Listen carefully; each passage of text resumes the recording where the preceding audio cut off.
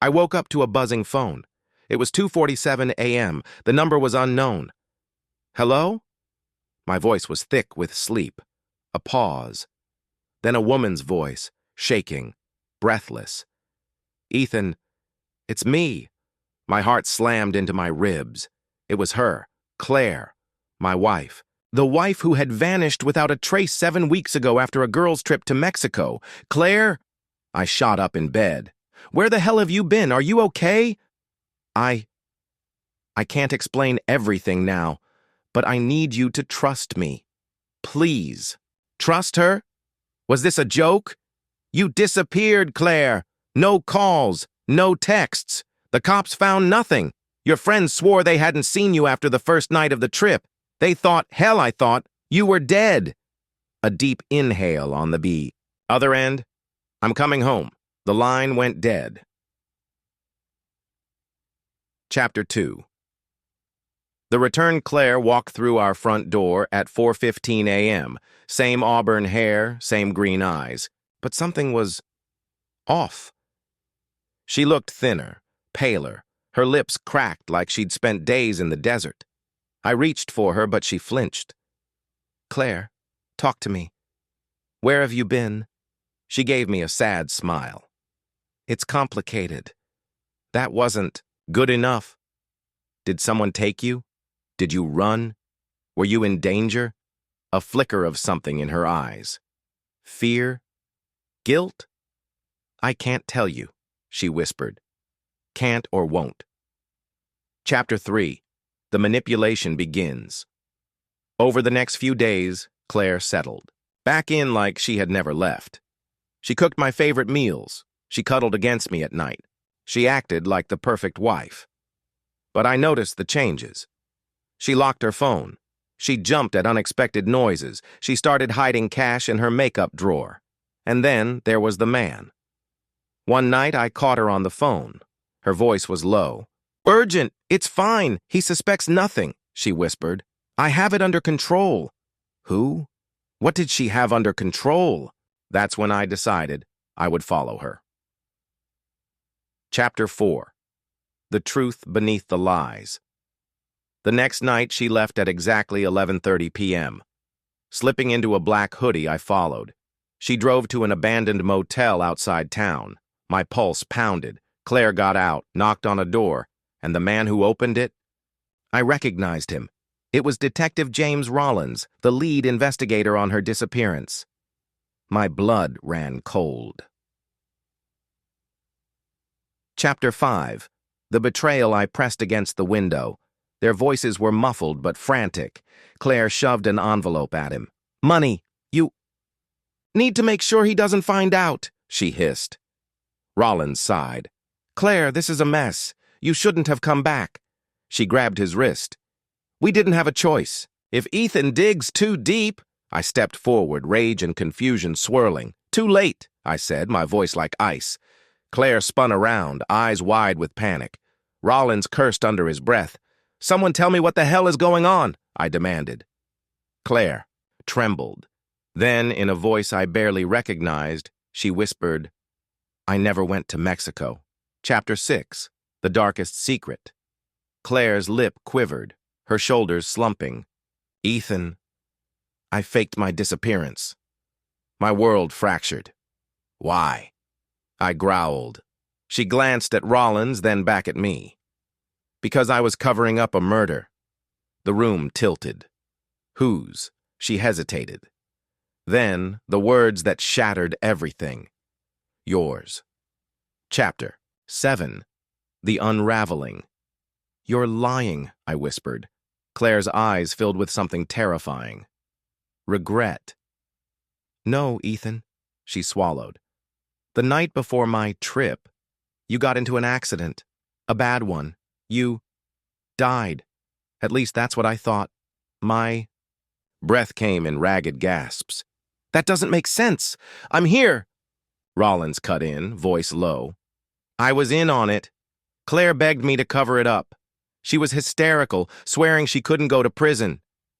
I staggered back. You stage my death? Claire wiped a tear. But then you woke up. I had already set the plan in motion. I was scared, Ethan. I didn't know what to do, so I disappeared. Every nerve in my body screamed. You were trying to erase me, I said, my voice barely a whisper. Silence. Then Claire's lips parted. And if I had to do it again? She reached into her bag. A gun gleamed in her hand. I would. Chapter 8. The Final Move. Before she could pull the trigger, Rollins lunged at her. The gun went off, a deafening blast. A body hit the floor. Claire's eyes went wide as blood blossomed on her chest. Her fingers twitched once, twice, then nothing. Rollins panted. She was never going to stop, Ethan. I stared at my wife's lifeless body, the woman I had loved, the woman who had tried to erase me, and... Then the final horror hit me. I checked Claire's bag. Inside wasn't just a gun. There was a passport with my name, plane tickets, a death certificate. She hadn't planned to kill me today. She had planned to kill me the night I died, but fate had other plans. Epilogue. The police ruled it self-defense. Rollins resigned. I left town, but at night I still hear her voice. If I had to do it again, I would. And I wonder, Chapter 9, the aftermath. I should have felt relieved. Claire was dead. The nightmare was over. But that's not how it works, is it? Because even after she was buried, she wasn't gone. The night after the funeral, I woke up at exactly 2:47 a.m. The same time she had first called me, my phone was buzzing. Unknown number. I didn't answer. I couldn't. Chapter 10. The unfinished business. I tried to move on. Moved to another city. Changed my number. Got a new job. But then, strange things started happening.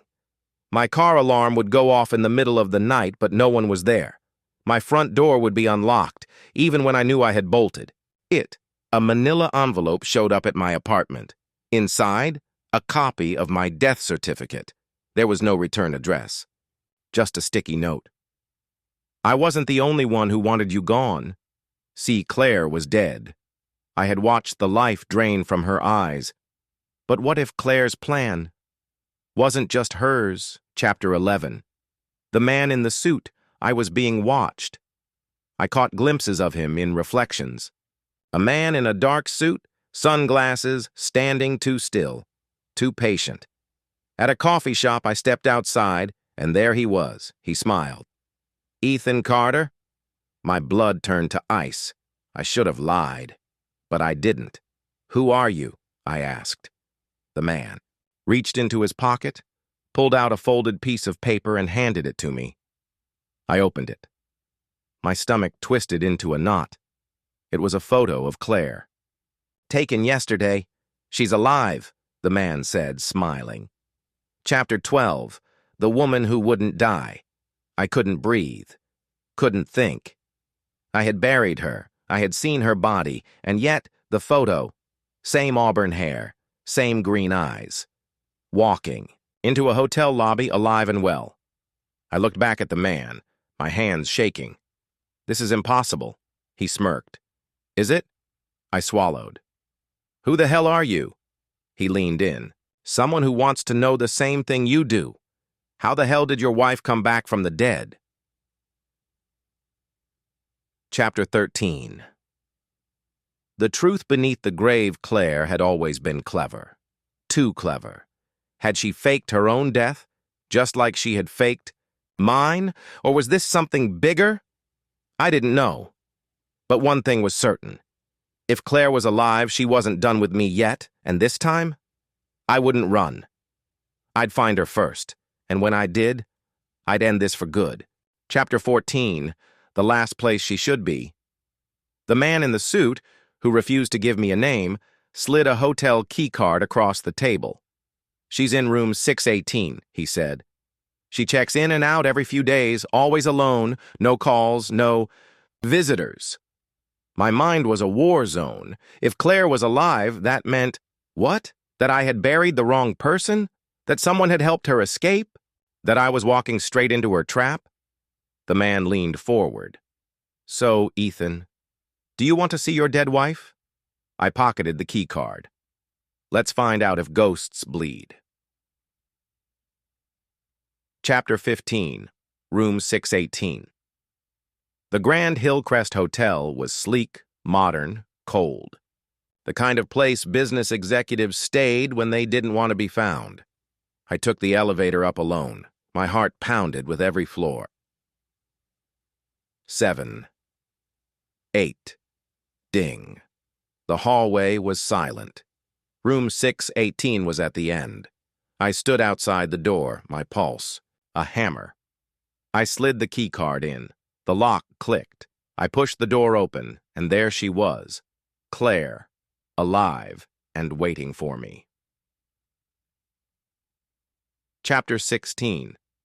The Wife Who Lied. Claire sat in the dimly lit room, legs crossed, holding a glass of wine. She smiled. Hello, Ethan. I couldn't move. Couldn't think. You... My voice cracked. You died. She swirled her wine. So did you. Funny how that works, isn't it? I took a slow step forward, every muscle tensed. I buried you, Claire. I saw the blood. She tilted her head. Did you?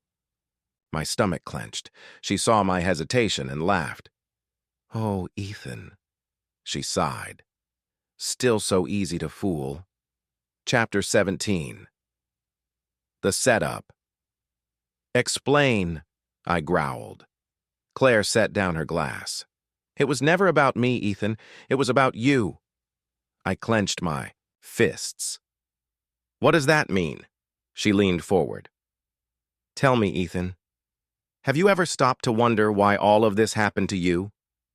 I opened my mouth, but nothing came out, because the answer was no. I had been so consumed with surviving Claire's games that I had never once asked, why me? Why was I supposed to die? Claire smirked, as if reading my mind. You were never supposed to find out. Find out what? Her eyes darkened. That you are not who you think you are. Chapter 18. The identity I never had. I lunged at her, grabbing her wrist. Enough games, Claire. Tell me what the hell is going on. She laughed. Look at you, she said, fighting for a life that isn't even yours.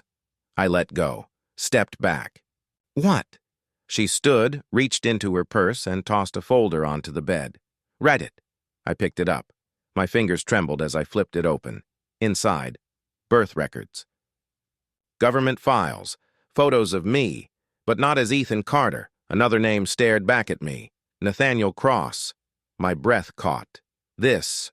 I shook my head. This isn't real. Claire smiled sadly. Oh, but it is. Chapter 19. The man I never knew, you. Had an accident, Ethan, Claire said. A long time ago. The people you thought were your parents? They weren't. The name you've lived with? It was given to you. I staggered back. I would remember, I whispered. Claire tilted her head. Would you? I couldn't breathe, because something deep inside me, some dark, forgotten part, was screaming that she was right. What am I? I whispered. Claire stepped closer. You were part of something big, something dangerous, and someone wanted you erased. My mind spun. Who? She hesitated. Then, the same people who sent that man in the suit to you. Chapter 20. The game wasn't over. I clenched my fists. If you know all this, why come back? Claire sighed. Because I didn't finish the job last time. My blood ran cold. Last time? She reached into her purse, pulled out a syringe. I moved fast, knocked it out of her hand. It shattered on the floor. Claire lunged for me, but I caught her wrist. Her eyes burned into mine. Ethan, listen to me. Shut up, I growled. You don't understand, she hissed. I twisted her wrist, making her drop a second syringe, and that's when the door burst open. The man in the suit stood there, gun raised. His voice was calm. Step away from her, Nathaniel. Chapter 21. The real target. Claire turned pale. You shouldn't be here, she whispered. The man in the suit didn't lower his gun. You didn't finish the job, Claire, he said. Now we have to clean up. Your mess. I froze. Wait, what? Claire spun to me. Ethan, run! Too late! The man fired. Pain exploded in my shoulder as I hit the ground. Claire screamed, charged at him. A second gunshot rang out. I saw Claire stumble, her eyes wide, her hands pressing to her stomach. She looked at me, then she collapsed. Chapter 22. The true players. I tried to move, but the pain in my shoulder burned. The man in the suit crouched next to me. You were never meant to remember, he murmured. You should have stayed dead. He aimed his gun at my head. I braced for the end. Then, a gunshot. Not his. His head snapped back. Blood sprayed. He dropped, dead before he hit the ground. Footsteps. Approached. Another man. Another suit. He crouched down beside me. Hello, Nathaniel, he said. We've been looking for you. Chapter 23. The rescue. That wasn't. The new man in the suit stared down at me, his face unreadable. You're lucky we still need you, he said, sliding his gun back into his coat. I gritted my teeth. My shoulder was on fire, my mind spinning from blood loss and the avalanche of revelations. Who the hell are you? I forced out.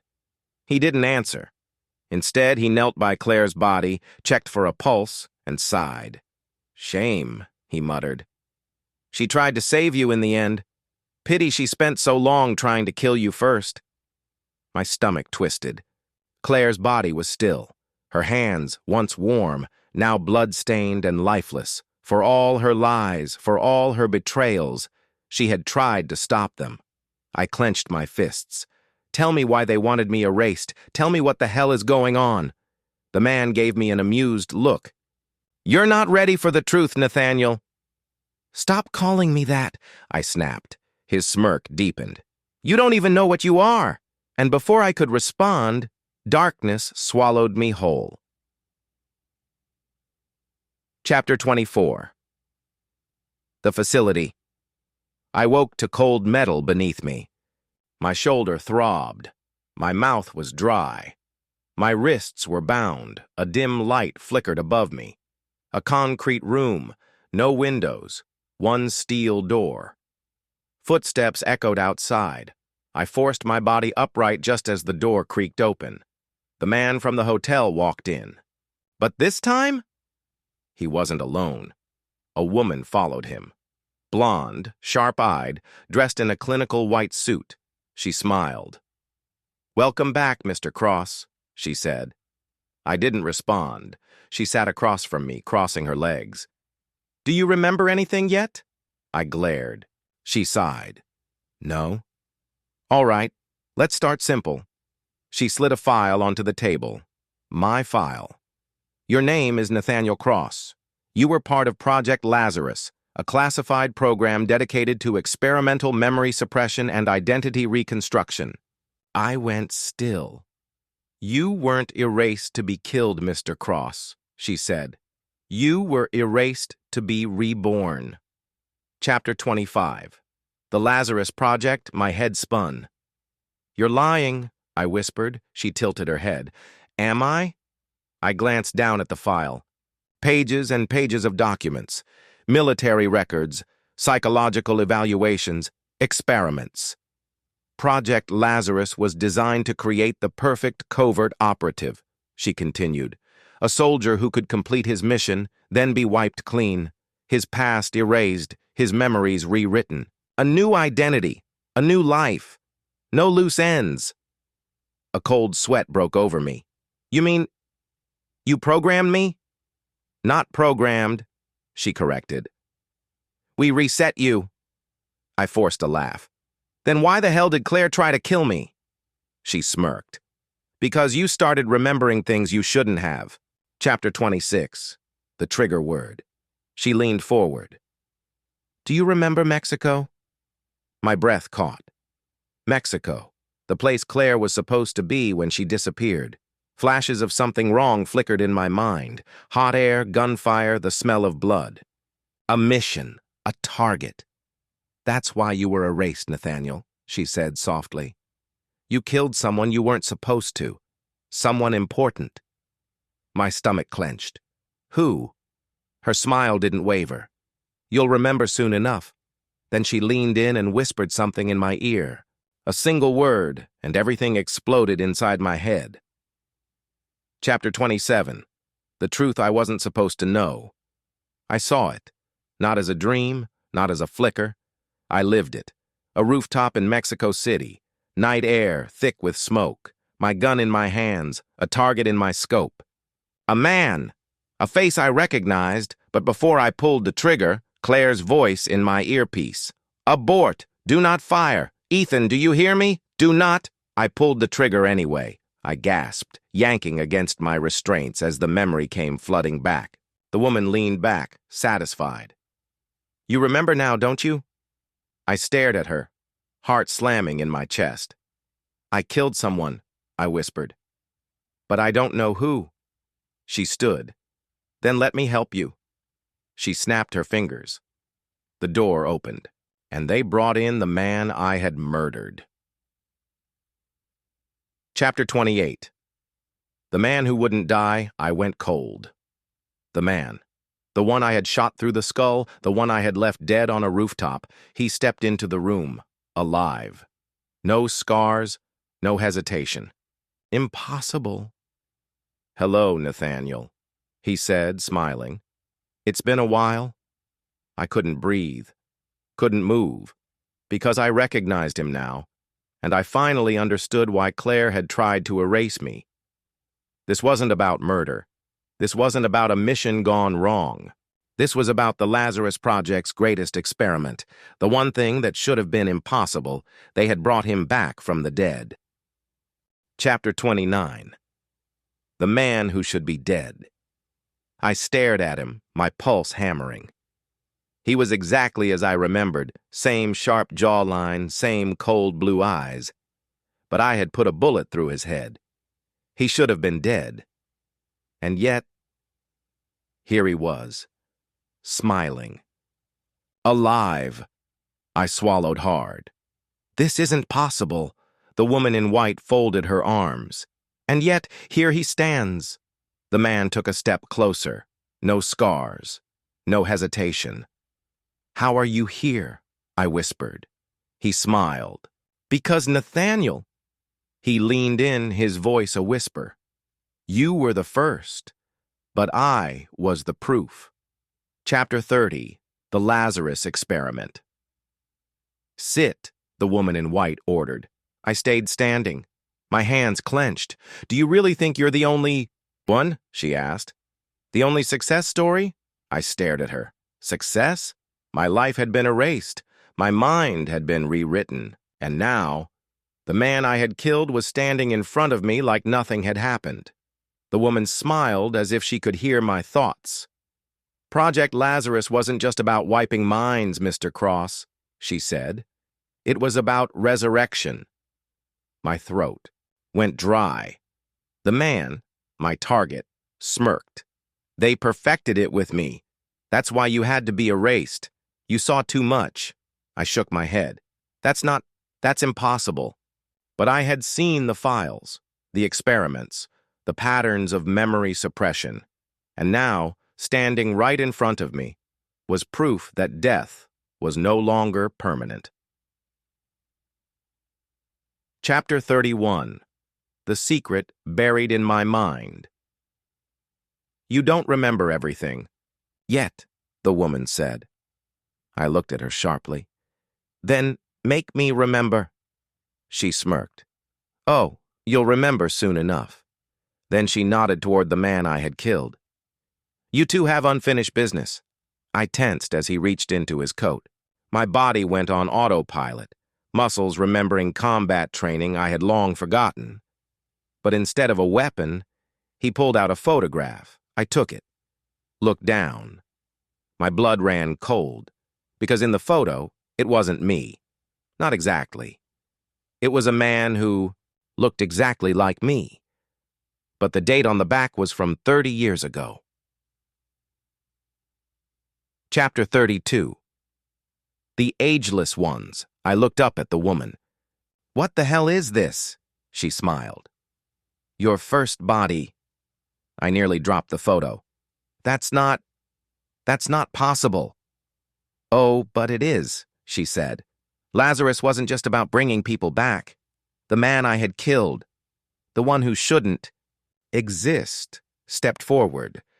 It was about making sure we never died at all." My stomach twisted. "You're saying I was what? Reincarnated?" The woman chuckled. "No. Rebuilt, restored. The same mind transferred again and again." My hands shook. "If that's true, then why did you wipe my memory?" Her expression darkened. "Because, Nathaniel," she said, "you weren't supposed to remember that we've done this before." Chapter 33. The revolving door of death. I felt like I was going to be sick. All those nightmares I had growing up, those flashes of places I had never been, people I had never met. They weren't dreams. They were lives. Lives I had already lived. The man in front of me smirked. "You're not special, Nathaniel," he said. "You're just another vessel. Another experiment." I stepped back. My mind was spinning. No, this is... But deep down I knew. Claire tried to erase me because she had loved me once. But she also knew what I was. She knew I would have remembered. I turned back to the woman in white.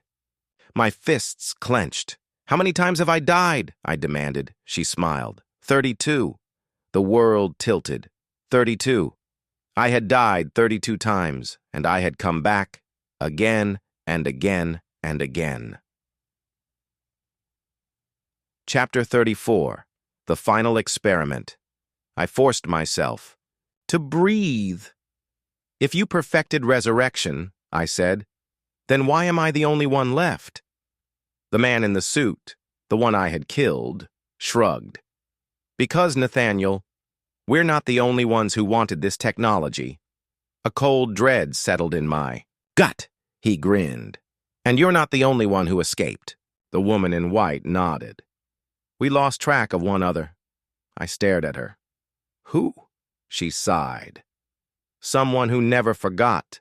Someone who didn't need the programming. Someone who remembers every single life. The walls felt like they were closing in." "Who is it?" I whispered. She looked at me and smiled. "You knew her well, Nathaniel." I felt the chill before she even said it. Her next words shattered me. Her name was Claire. Chapter 35. The woman who never died. I felt my chest tighten. "No," I whispered. "I saw her die. I held her." The woman laughed softly. "Yes, and do you know how many times she has done the same for you?" I staggered back, my breath short. Claire had never died. She had never been erased. That meant she had known me, all of me, every life, every death. The experiments failed for others. The programming broke in me. But Claire had beaten the system. I wasn't the final Lazarus experiment. She was. And now, somewhere out there, Claire was waiting for me to remember everything. Claire was alive, not just alive. She had never died. That meant she had been watching, waiting, guiding me. Had she erased me to protect me or to control me? The woman in white leaned back, smirking. "You see now, don't you?" I clenched my jaw. "Where? Is she?" The man in the suit chuckled. "Now, why would we tell you that?" I moved before I could think, yanking at my restraints. But the second I did, the lights flickered, and the entire facility trembled. An explosion. The woman's smirk dropped. "No!" Boom! The door behind her blew apart, and standing there, bathed in smoke and fire, was Claire. Chapter 37. The escape plan. She had changed. No longer the woman who had disappeared on a girls' trip. Now, she was in full tactical gear, holding a silenced pistol in one hand and a detonator in the other. Her eyes were sharp, cold, not frightened, not unsure. This Claire had done this before. She locked eyes with me. "Come on, Nathaniel," she said. "We don't have much time." The woman in white lunged for her gun. Claire shot her in the leg. The woman screamed. I barely had time to react before Claire reached me, cutting the restraints with a combat knife. "Can you walk?" she asked. I met her gaze. "You erased me." She sighed. "I saved you, and I'm doing it again. Now move!" More explosions rocked the building. Alarms blared. The entire Lazarus facility was collapsing. Chapter 38. Trust is a loaded gun. We ran through the corridors as the world around us crumbled. "How the hell did you find me?" I shouted over the noise. Claire didn't slow down. "You think I ever lost you?" I gritted my teeth. "So you've been watching me this whole time?" "No," she said. "I was watching the ones who were hunting you. I stopped running." She turned, frustrated. "Nathaniel, we don't have time." I grabbed her arm. "Tell me the truth." She hesitated. For the first time, she looked unsure. Finally, she spoke. "You weren't supposed to remember Ethan. That name, that damn name, Ethan Cross. The identity they gave me before Nathaniel Cross, a past life, another version of me. You knew everything," I whispered. "You knew who I was, who I had been." Her jaw clenched. "You weren't ready." I let go of her. She held my gaze for a long moment. Then she lifted her gun and pointed it behind me. I turned just in time to see the man in the suit charging at me, and Claire shot him in the head. Chapter 39. The helicopter and the yay. Truth, we made it to the roof just as a helicopter hovered above us. The Lazarus facility was fully engulfed in flames. "Who's flying that?" I asked.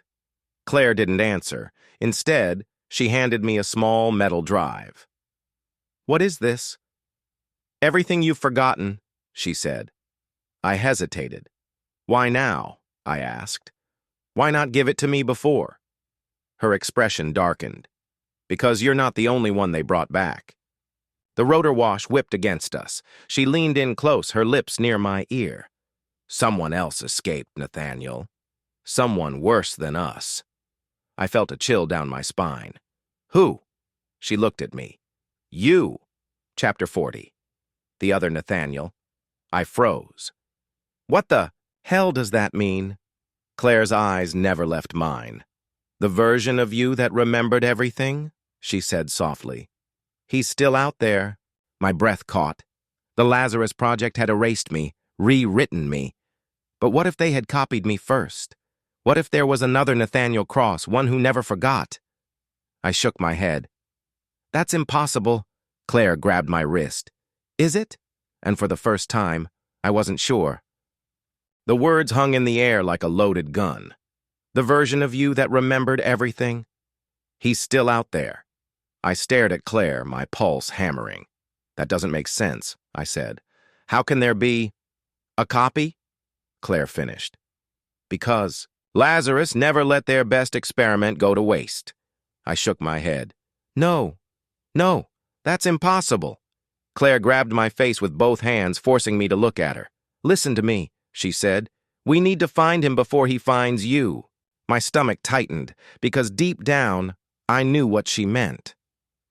If there was another me, the real me out there, then he wouldn't be looking for answers. He would be looking for me, and I had no idea if he wanted to save me or erase me.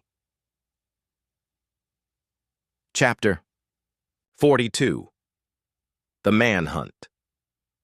Begins, the helicopter lifted us into the night sky, leaving the burning Lazarus facility behind. "Where do we even start?" I asked. Claire's jaw tightened. "I have a lead."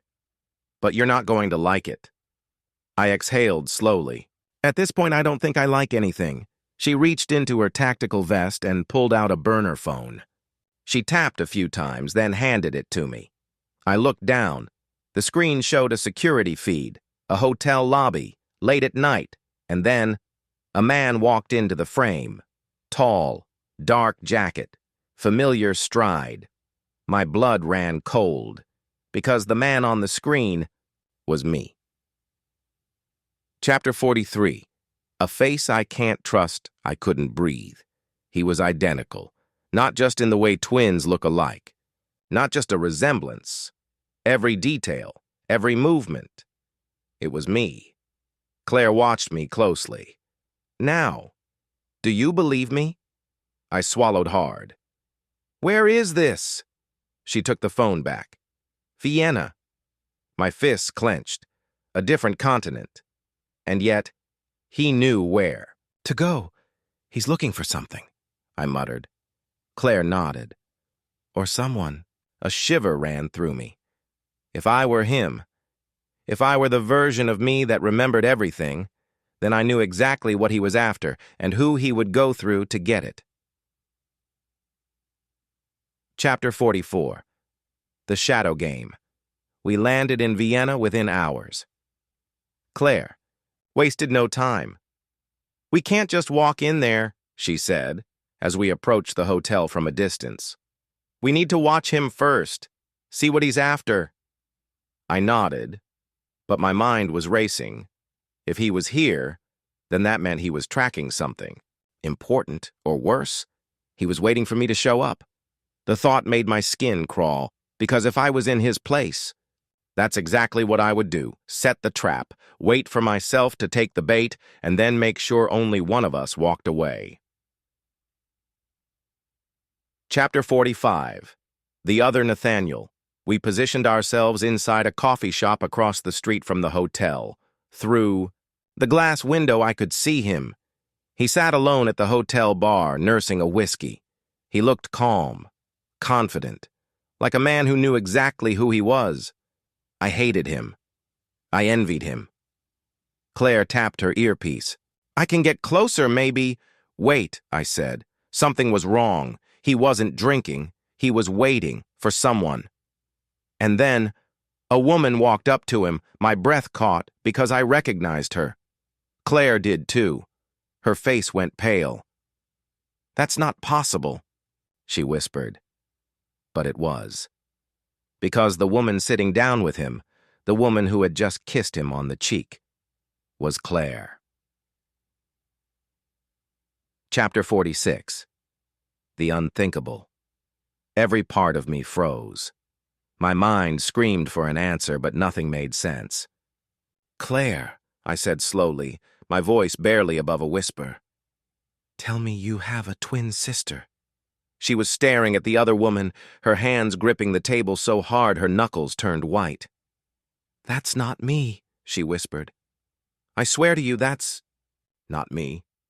But the woman at the bar was identical. Same hair, same smirk, same knowing glance. And my other self was talking to her like he had known her for years. I turned to Claire. What the hell is going on? Her lips parted, but she had no answer. Then the woman at the bar turned her head and looked directly at us. Chapter 47. The Convergence. For a split second I saw it, the faintest smile. She knew we were here. The other Nathaniel knew too. Because he turned, lifted his whiskey glass toward me as if in a toast, and mouthed two words. Found you. Then the lights cut out. The entire street went dark. And in the confusion, I heard Claire whisper, Oh my God, this was never about us finding him. I turned to her, my heart racing. What? She exhaled shakily. This was him drawing us in. Then, gunfire. Glass shattered. People screamed, and before I could react, Claire was gone. Glass rained down around me. Screams filled the cafe as people ducked for cover. The darkness outside was absolute, broken only by the occasional flicker of dying streetlights.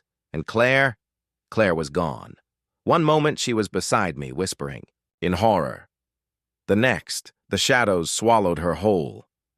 I lunged toward the shattered window, my instinct screaming to run after her, but then I saw him. Through the swirling chaos of panicked people, he stood in the street perfectly still. Nathaniel Cross, the other Nathaniel Cross. Me.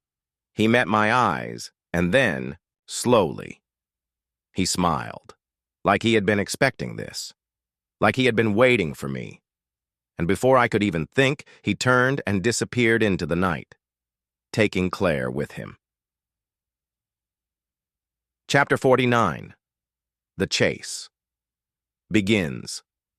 I tore through the streets after them, heart-hammering.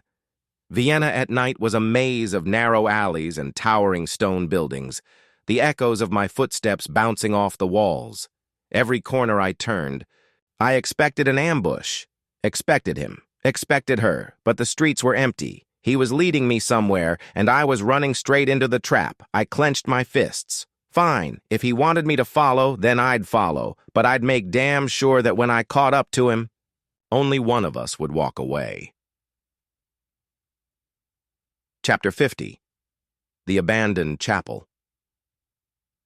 The chase led me to the edge of the city, where the streetlights turned sparse and the buildings grew older. And there, standing beneath the glow of a flickering neon sign, was an abandoned chapel. The doors were slightly ajar, an invitation. I exhaled slowly. Then I stepped inside. Chapter 51. The other Claire candles flickered along the edges of the stone walls, casting long, eerie shadows. And in the center of the chapel, standing between the pews, Claire, or at least, the woman who looked exactly like her. She turned as I entered, her eyes gleaming with something unreadable. "About time," she said, tilting her head. "I was starting to think you weren't coming." I slowed my steps. "Who the hell are you?" she smirked. "A better question is, who are you?" I froze, because the voice that spoke from behind me, smooth, familiar, utterly identical, was my own. I turned, and there he was, Nathaniel Cross. My reflection made real, and he was smiling. Chapter 52. The man in the mirror, finally, he said, his hands in his pockets. "I was wondering when you'd catch up." I took a step closer. "What do you want?" His grin widened. "Straight to the point. I like that. You and I, we're a lot alike." I gritted my teeth. "We're not alike," he shrugged. "Maybe not now. But once, we were the same. Before Lazarus decided they needed a softer version of me." I clenched my fists. "So that's what this is? You think you're the real one and I'm just... what? A weaker copy?" The other Nathaniel chuckled. "Oh no," he said. "You're not weaker. You're just unfinished." A chill ran down my spine, because the way he said it, so casual, so certain, made me realize something. This wasn't just about power. This was about identity. He thought I was incomplete, and he had every intention of fixing that. Chapter 53. The offer. He took a slow step forward. "You've been asking the wrong questions, Nathaniel," he said. "Lazarus didn't just make us, they perfected us." I said nothing. "You ever wonder why you don't remember your past?" he continued. "Why Claire had to reintroduce you to your own life?" I swallowed hard. "Because they erased me," I muttered. "Wrong," he said. "Because I erased you." My breath caught. He smirked. "Oh, they wiped you, sure, but they needed a backup, a safety net. Me." My head spun. "You're lying," I said. He shook his head. "No, I'm giving you the chance to remember. To be who you were always meant to be." The woman, his Claire, stepped forward, smirking. You think you're hunting him, she purred. But the truth is, he's been leading you back to yourself. I stared at them, at the twisted reflection of my life, and I realized what this was. A choice. Chapter 54. Two Roads. The other Nathaniel took a deep breath. "This is it, Nathaniel," he said softly. "Your moment of clarity." His eyes met mine. "I'm not here to kill you," he continued. "I'm here to reunite you." He reached into his jacket and pulled out a small metal device, a Lazarus drive, an unlock key. The thing that would restore my memories, all of them. He held it out. "You can walk away," he said. "Keep living this half-life, never knowing who you really are." He took a step closer. "Or you can take this. And finally remember everything." My heartbeat pounded in my ears, because I knew deep down that whatever was on that drive, it would change me. Maybe forever. I exhaled shakily. Then I reached out and made my choice. The Lazarus drive gleamed between his fingers. A single tiny device, yet it held everything, every erased memory, every forgotten secret, every part of me that had been stripped away and hidden deep in the recesses of my mind. Nathaniel, the other Nathaniel, held it out with a smirk. "Take it." Claire, the other Claire, watched with amusement as if she already knew what I would do. The weight of the moment pressed against my chest. This was it, my past, my truth, a choice that would define me forever. I exhaled slowly. Then, option 1. I take the drive. My fingers closed around it before I could second-guess myself. Nathaniel's smirk widened. "Good choice," he murmured. I braced myself, no turning back. I pressed the drive against the small implant at the base of my neck. The moment it connected, a flood, a violent, unstoppable flood of memories, images, voices, moments, all crashing. Down at once! I gasped, staggered, pain split through my skull like an axe. Then, everything snapped into focus, and I finally remembered who I was, who he was, who Claire was, and why she had disappeared in the first place. A slow, dark grin spread. Across my face, I lifted my eyes to him. "Now I get it," I whispered. Nathaniel chuckled. "Told you." And just like that, everything changed. Option 2, I refused the drive. I stepped back. Nathaniel's expression darkened. "I'm not playing your game," I said. "I don't need the past to tell me who I am." The air between us grew tense. "You think you have a choice?" he asked softly. "I know I do," I shot back. His gaze flickered. Then, suddenly, he crushed the drive between his fingers. Claire gasped. "What are you doing?" "But," Nathaniel just smirked. "Let's see how strong you really are then." In a blink, he lunged at me, and the fight for my identity became a war. Option 3, I destroy the drive. I took a slow breath. Then, before Nathaniel could react, I ripped the drive from his fingers and smashed it against the stone floor. A sharp crack. A spark of blue light. And then, nothing. Nathaniel's smirk vanished. Claire's eyes widened. I met his gaze. "I don't care what's on it," I said. "The past dies here." His hands clenched into fists. "You have no idea what you've done," he whispered. "Yeah?" I said. "Then let's find out." And I threw the first punch. The silence stretched between us, thick with the weight of the moment. Nathaniel Cross, the other me, watched, waiting. Claire, the other Claire, held her breath, eyes gleaming with intrigue. And me? I had to decide. Everything in my life had led to this. Every question, every deception, every secret buried beneath the weight of Lazarus. No more running, I made my choice. Option 1. Embrace the truth. I took the drive, pressed it against the implant in my neck, and let the memories consume. A lifetime flashed before my eyes, the original mission, the day Lazarus created me. The truth about Claire's betrayal, the reason I was wiped clean, and as the final pieces of the puzzle snapped into place, I understood who I was, who I had been, who I needed to become.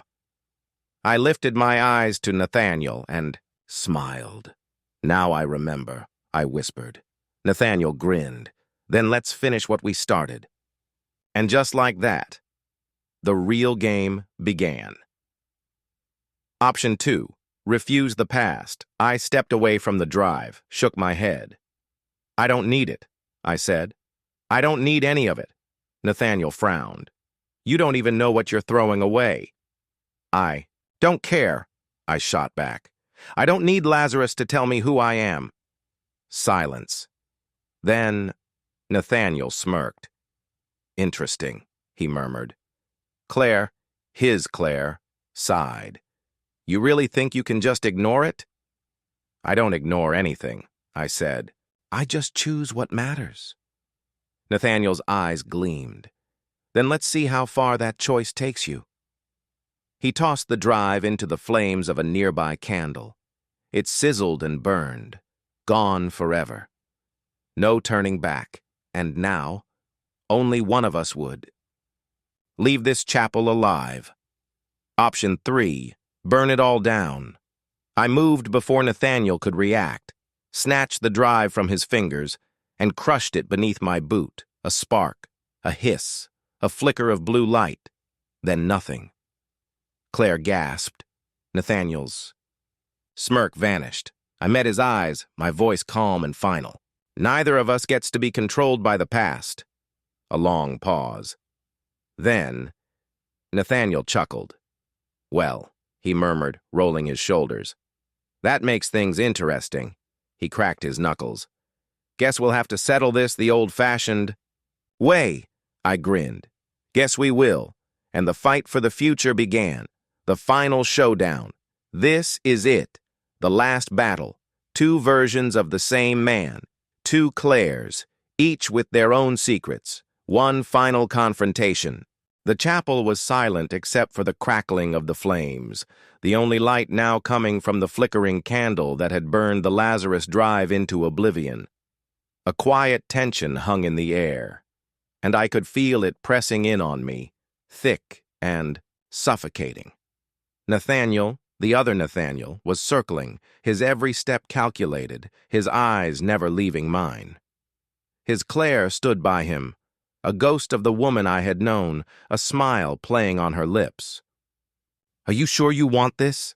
she asked, her voice a dangerous whisper. "You've already crossed a line. Once you go down this path, there's no coming back." I didn't flinch.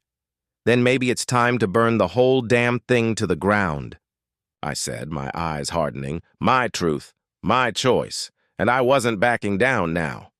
Nathaniel grinned, a twisted, feral thing. "I knew you had it in you. But do you have what it takes to finish it?" He lunged at me faster than I expected. The force of his attack sent me stumbling back, and before I could react, his fist was already coming at me, aiming straight for my chest. I dodged just in time, the punch grazing my ribs, but he wasn't done. Chapter 58. The struggle for control I countered, slamming my shoulder into his midsection, throwing him off balance. We crashed into a pew, the ancient wood splintering beneath us. Claire's voice echoed in the background, but I couldn't focus on her now. This wasn't just about survival anymore. It was about who would control the narrative. Nathaniel, my other self, wasn't just a shadow of me. He was a reflection of everything I could have been if I hadn't been erased. And now he was trying to take everything, my memories, my life, my identity. He scrambled to his feet, eyes wild with fury. "You think you can just destroy me?" I wiped, the blood from my lip. "I don't think, I know." He charged again, fists flying. This time I was ready. I ducked, dodging his swing, then clipped him with a solid jab to the jaw. He staggered back, eyes narrowing. "You really think this is going to end well for you?" He spat. I didn't answer. Instead, I pulled out the small hidden knife from my jacket, just in case. The one thing Lazarus had never anticipated. Chapter 59. The Hidden Truth. Nathaniel saw the glint of steel and immediately knew. "You're a fool," he sneered, trying to regain his composure. "You really think that's going to stop me?" He was faster than me, stronger, but I had something else. I drove the knife into the ground between us, right at his feet. "It's not about strength," I said through gritted teeth. "It's about what we're willing to lose."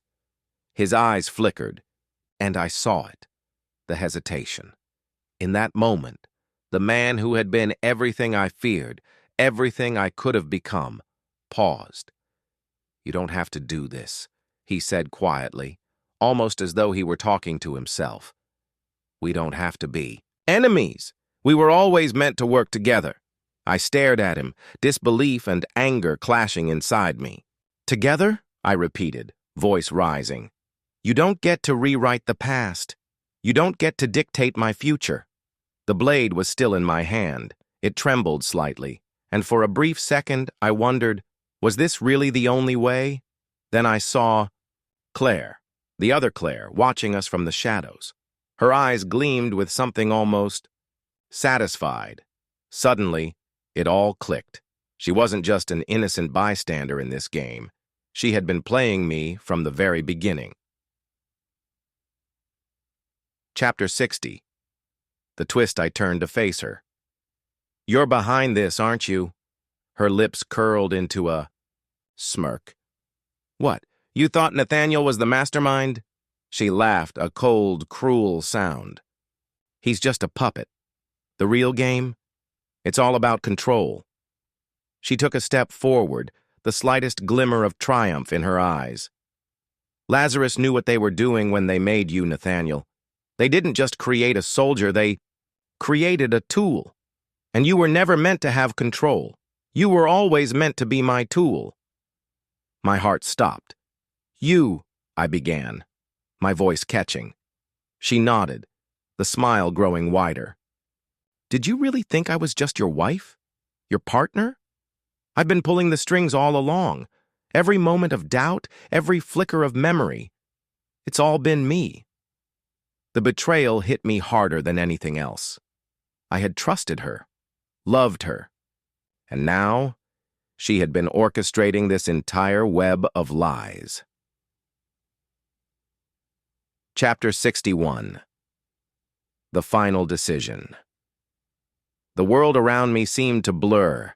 Claire's betrayal was sharp and unforgiving, but Nathaniel, my reflection, was still standing there. His eyes were wide with the same realization. But I couldn't back down now, not when everything had led to this.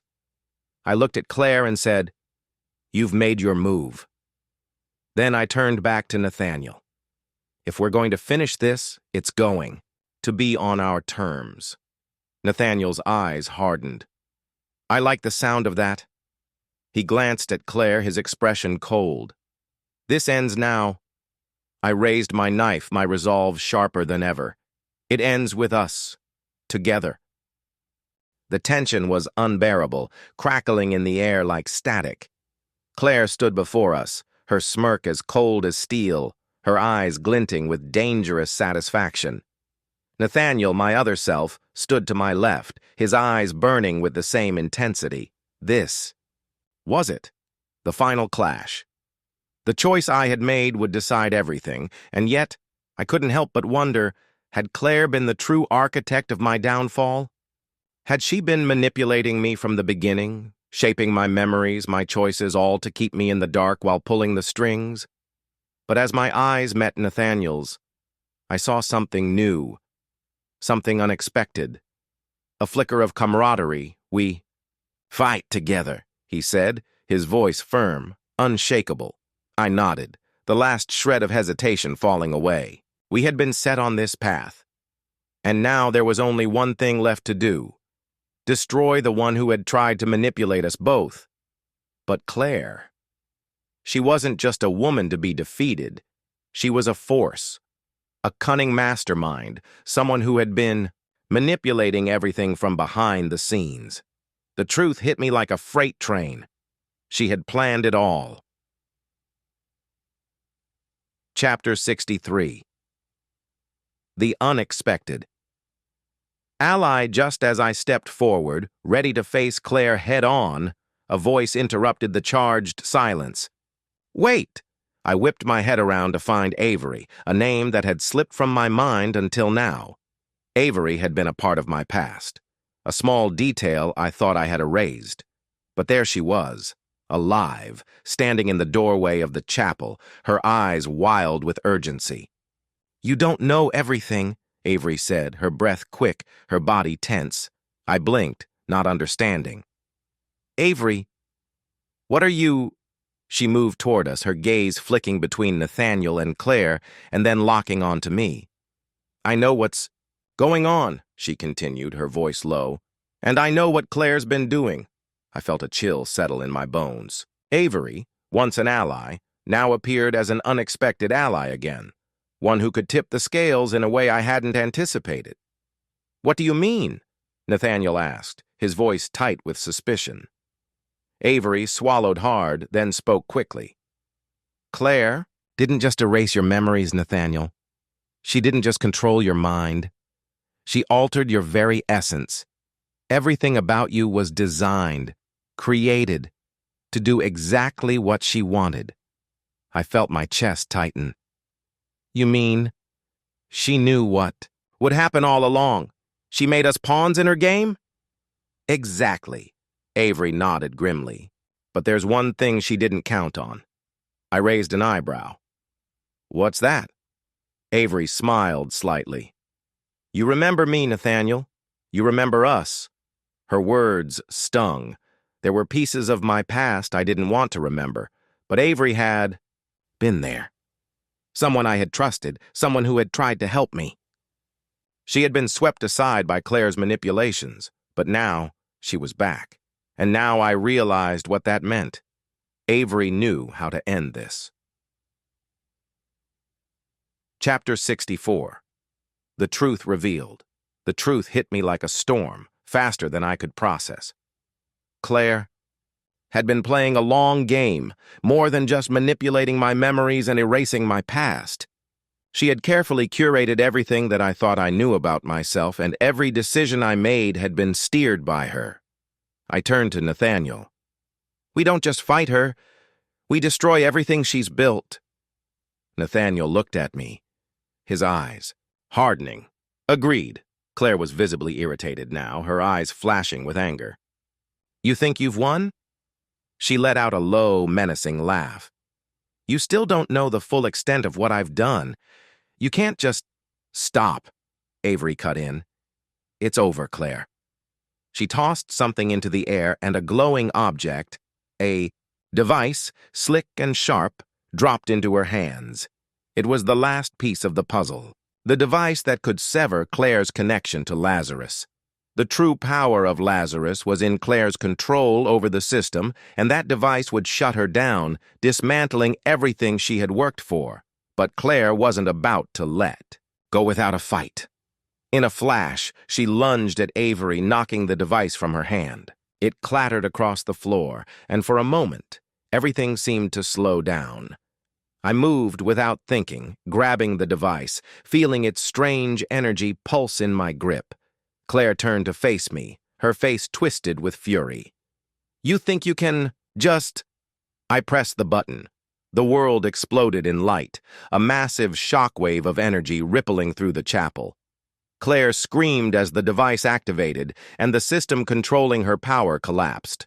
Her eyes widened in horror as the manipulation she had wielded for so long shattered into nothingness. For the first time, she was truly vulnerable. Chapter 65. The Fall of Claire. The aftermath was silent. Claire collapsed to her knees, her hands shaking. The brilliance of the device's light had faded, and now it was only the hum of the empty chapel and the sound of my breath, ragged from the chaos. Avery stood beside me, her face taut with relief. Nathaniel and I both stared at Claire. The chapel was still. Claire's twisted reign had finally collapsed, and the world outside was already shifting, like the ground after an earthquake. The foundation had cracked, but now we had a choice. What do we rebuild? I stood beside Nathaniel and Avery, looking out over the shattered remnants of the life I once thought I knew. The Lazarus Project was done. The dark influence Claire had over us was gone. But the chaos it had caused lingered, haunting the edges of our every thought. Avery turned to me, her eyes softened with understanding. You've lost so much, Nathaniel. But now, it's time to find what's left. I nodded, still struggling to fully comprehend the enormity of what we had done. The truth had been ripped from the very fabric of my existence, and the person I thought I was had been shattered. But now there was no more manipulation. There was no more shadow hanging over my head.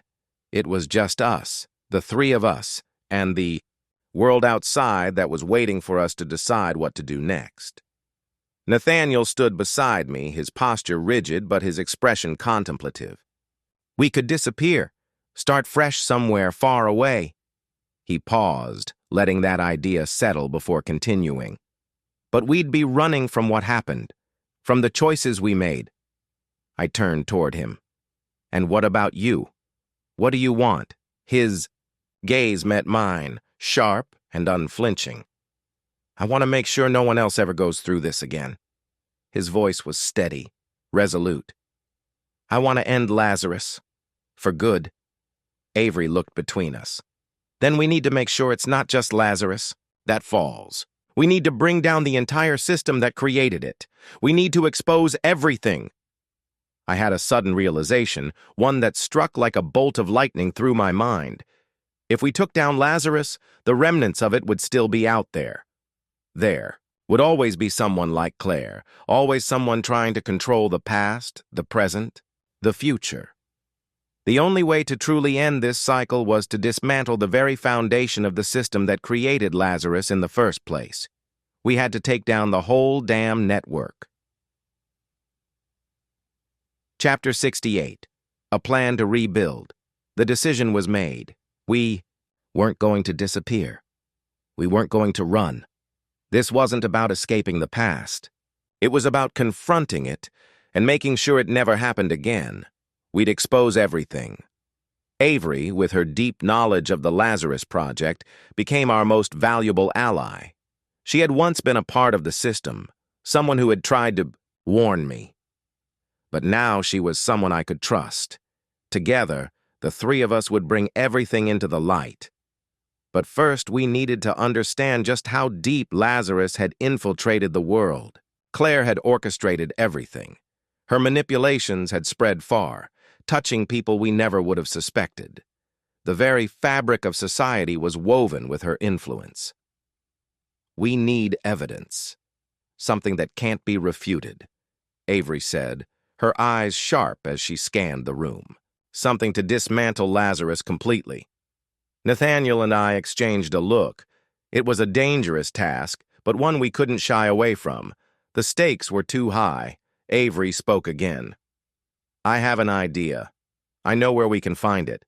The files. The data that traces everything back to the core of Lazarus. We go to the archive. Where? I asked, my voice steady.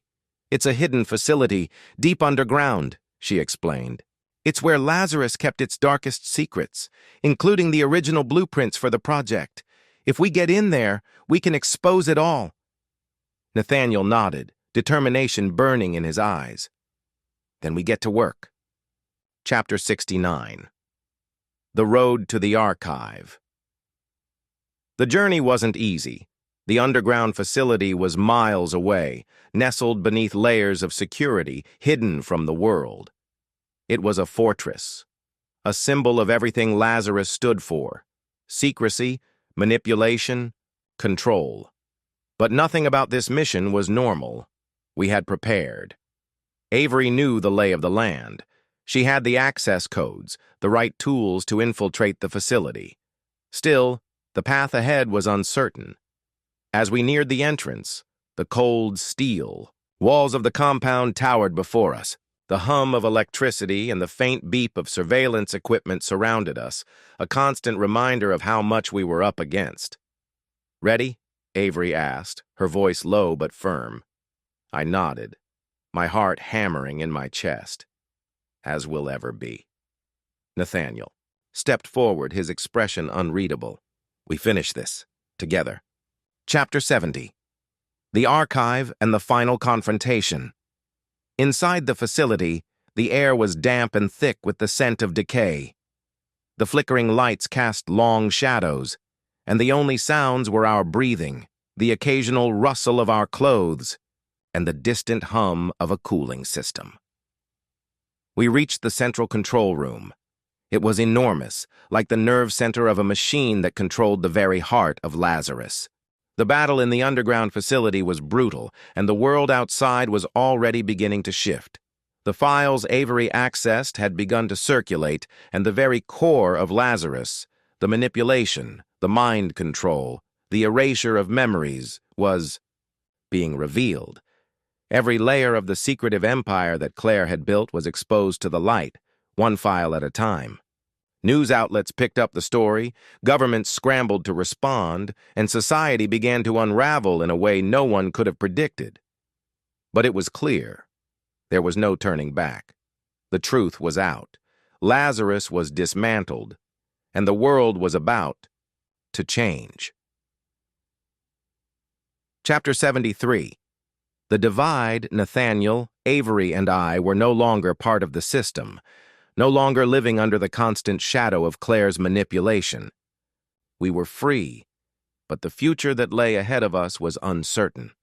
The choice was clear, though. We had done what we came here to do: expose Lazarus, destroy its network, and take away the control that had once been wielded against us. But now, we had to decide what role we would play in a world that was now waking up to the very possibility that everything it had known was a lie. Avery, though visibly exhausted, was resolute. "We can't just walk away from this," she said one evening as we sat together, the weight of our actions settling around us. "There are people out there, lost, confused, who are going to need help. We can't leave them to suffer in silence." I looked at Nathaniel. "But we can't fix everything. We can't change what happened to us." Nathaniel's gaze was steady, unwavering. "No, but we can make sure it doesn't happen again." I knew what he meant. We could lead. We could take the broken pieces of the world and help rebuild it, not just for ourselves, but for everyone who had been affected by Lazarus. But that came with its own risks. We would be targets again, hunted by those who still believed in the old way. "Are we ready for that?" I asked. "To become the face of a revolution?" Avery's eyes gleamed with determination. "We'll have to be." Chapter 74. The Rising Dawn. The decision was made. We didn't vanish into the shadows. We didn't retreat. Instead, we emerged, in the light. We became the figureheads of a new movement, a movement to rebuild society on the principles of transparency, freedom, and truth. The world had been manipulated for too long. It was time to give the power back to the people. We traveled from city to city, sharing our story, showing the world what had really happened. We helped those whose lives had been torn apart by Lazarus, people who had their memories stolen, their pasts erased, their futures twisted. Nathaniel, Avery, and I were no longer just survivors. We were leaders, not of a rebellion, but of a revolution. Our voices echoed across the globe, reaching the ears of millions who were ready for change. We didn't promise perfection. We didn't promise that it would be easy. But we promised that we would build something better. Together. Chapter 75. The Power of Choice. Months passed, and the world began to change.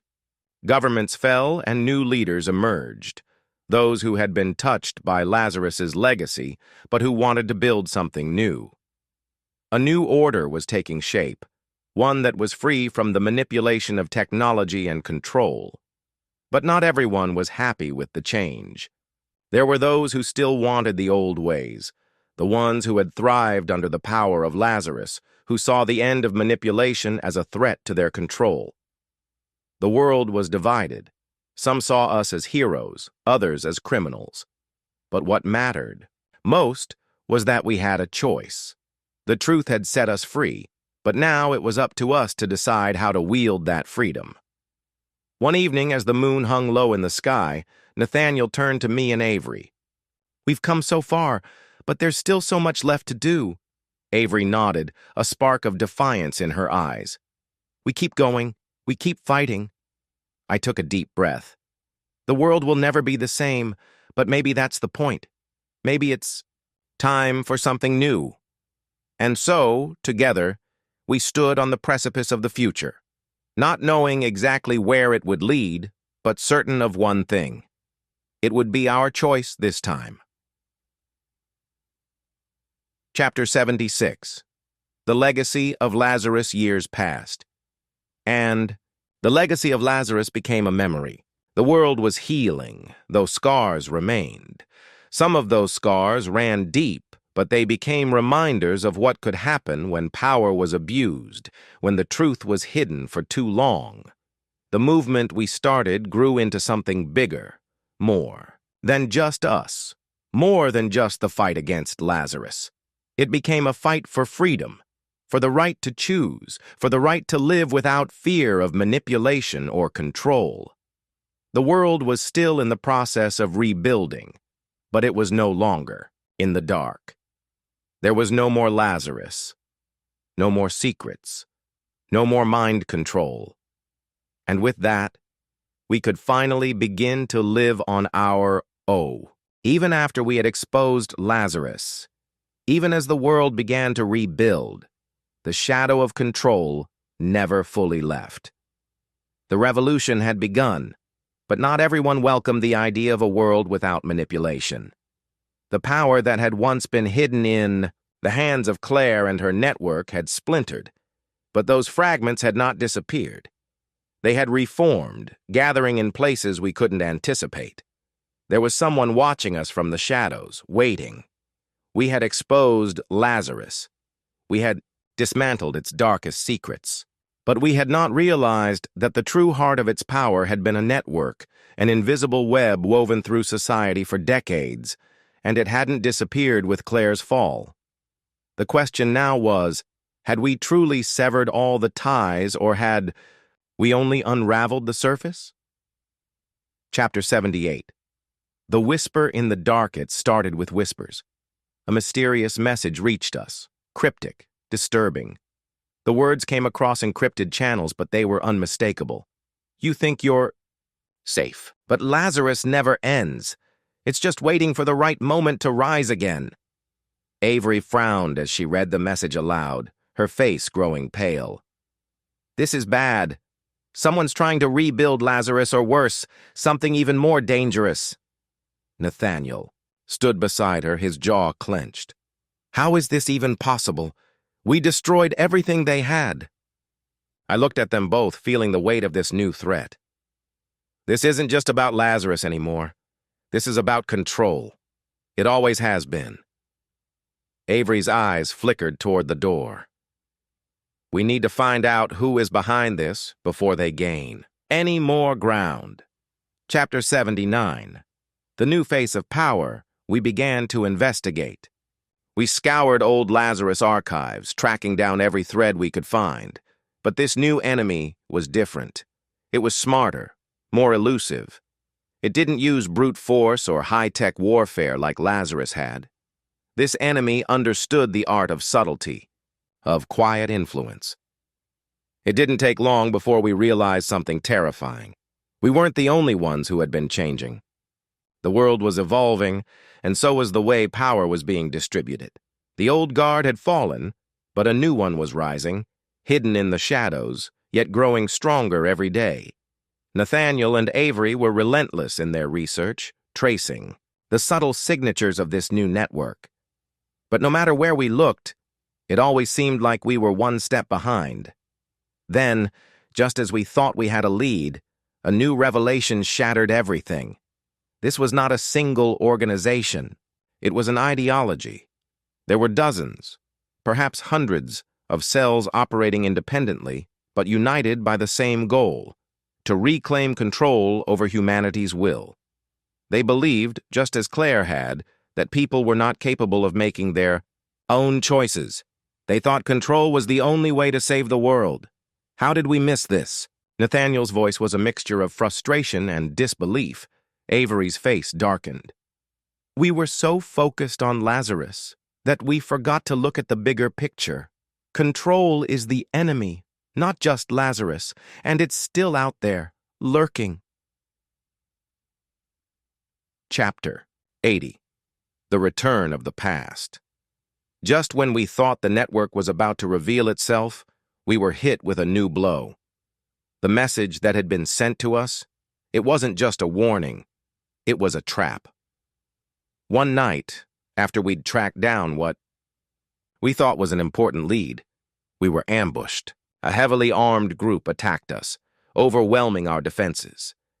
The attack was swift, silent, and precise. For the first time in months, I felt a terrifying sense of helplessness. We barely escaped with our lives, and the message was clear. They were closer than we realized. Nathaniel, Avery, and I regrouped in the safety of our new home, shaken but not defeated. This is bigger than we thought, I said, my voice low.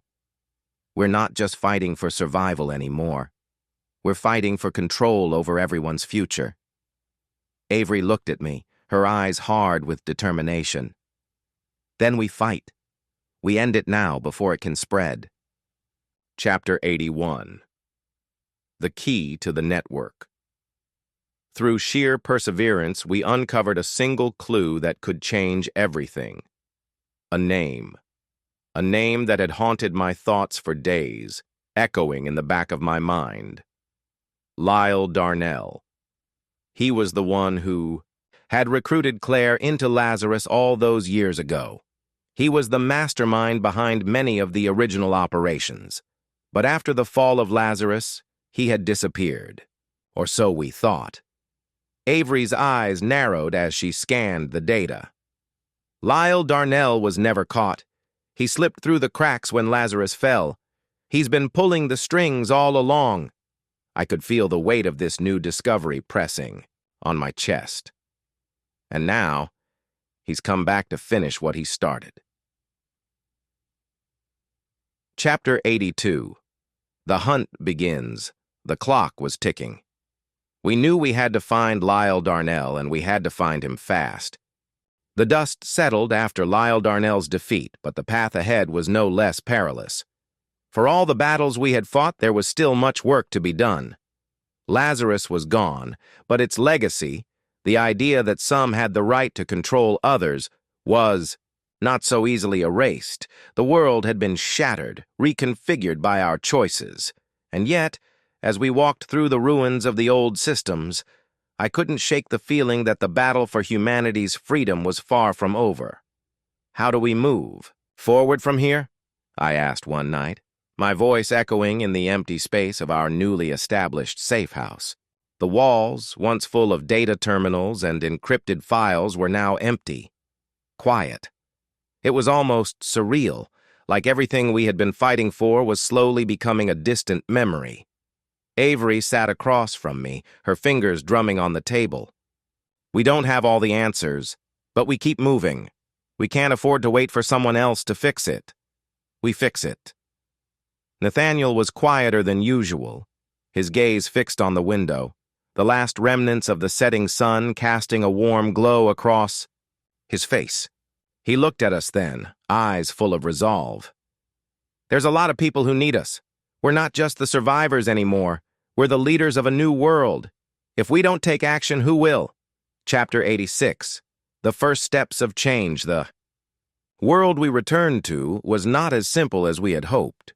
Though the fall of Lazarus had dismantled one layer of control, The web of power had deepened over the years, and the forces that had once supported Lazarus's reign were already scrambling to regain their foothold.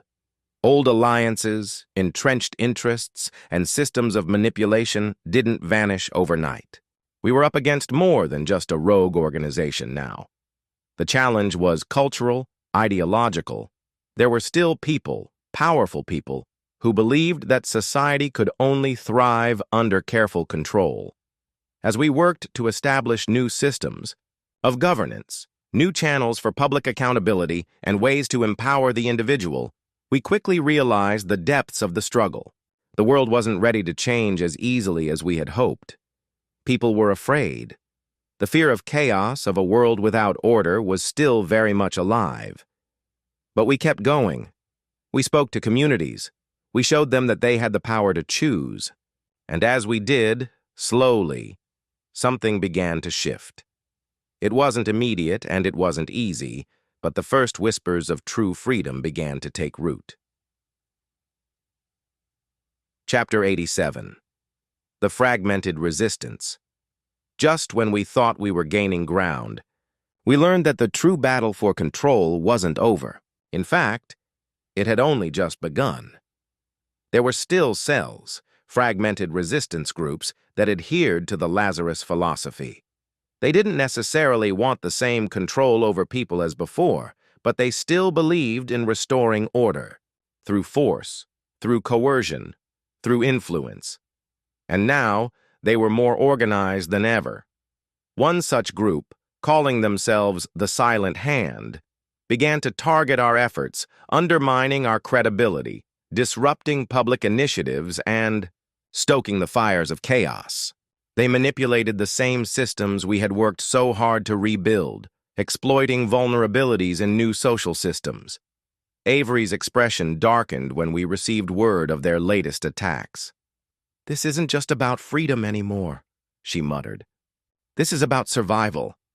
If we're not careful, everything we've done could be undone in a matter of weeks." Chapter 88. The Ghost of Claire.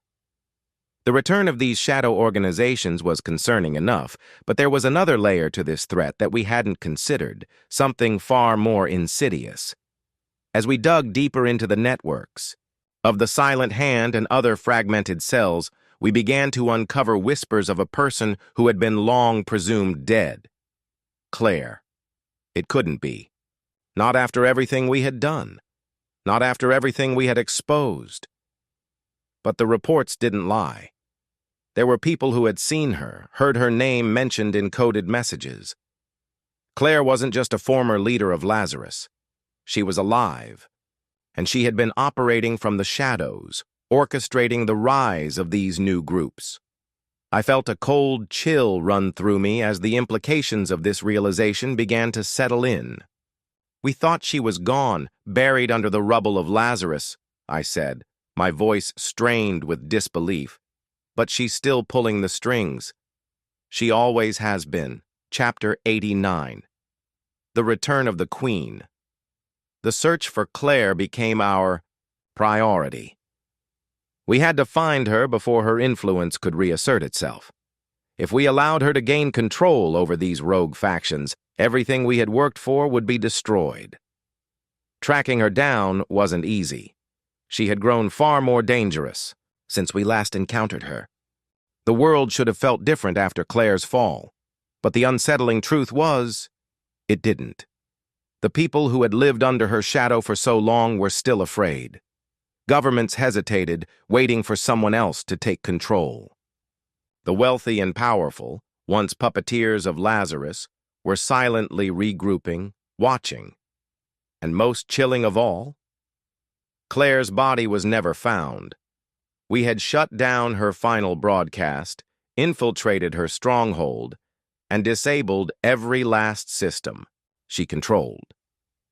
But when we reached her supposed location, all that remained was a chair, a still warm cup of coffee, and a single message on the screen. "The game isn't over. It's only just begun." Chapter 93. A New Mastermind? Days passed, then weeks. We scoured every possible lead. Claire's personal accounts were wiped. Her allies had gone silent. Every trace of her digital existence had been erased, as if she had never been real in the first place. Nathaniel, ever the pragmatist, tried to reassure us. She's dead. She has to be. She lost everything. But Avery wasn't convinced.